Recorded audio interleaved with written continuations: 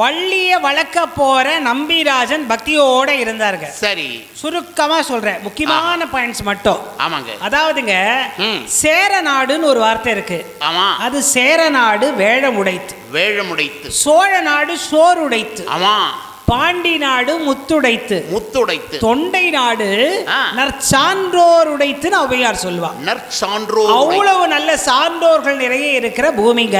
சரி, இதுல நம்பிராஜன் ஒருத்தர் இருந்தார். சரி, அவருடைய பத்தினி, ரெண்டு பேரும் ரொம்ப நல்ல பக்தியான குடும்பம். சரி, ஆனா பக்தியானவர்களுக்கு கடவுள் எப்பவும் சோதனை கொடுப்பாரு.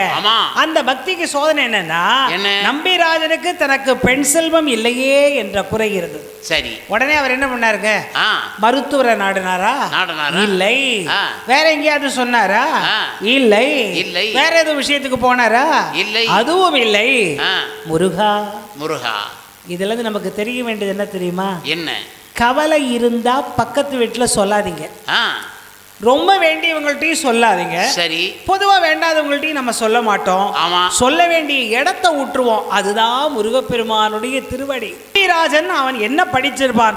சாதாரண வேடுவர் குல தலைவன். அவனுக்கு மனசுக்குள்ள கவலை, முருகா எனக்கு பெண் செல்வம் இல்லையே, பெண் குழந்தை இல்லையே அப்படின்னு கவலைப்பட்டா. சரி, அந்த கவலைக்கு என்ன ஒரு அழகான செய்தி கிடைச்சதுன்னா, என்ன செய்தி? ஒரு நாள் வேட்டைக்கு போகின்றார். சரி, ராஜாதி ராஜன்,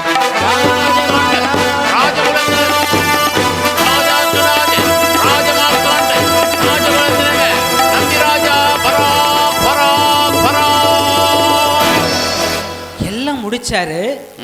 திடீர்னு ஒரு இடத்துல வந்து களைப்பார உட்கார்ந்தாரு. சரி, அழகான குழந்தை குரல் கேட்டது. எப்படி கேட்டது?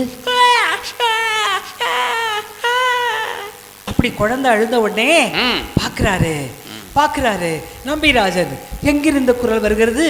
வானம்தான் பாடிற்றா, வானிலவு பாடிற்றா, தேனை அருந்தி சிறு தும்பி மேலேறி நல்லை செய் நல்கிற்றா.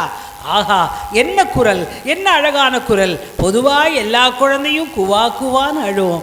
ஆனா இந்த குழந்தை சிவா சிவான்னு அழுததே, அருமையாக அழுகிறதே.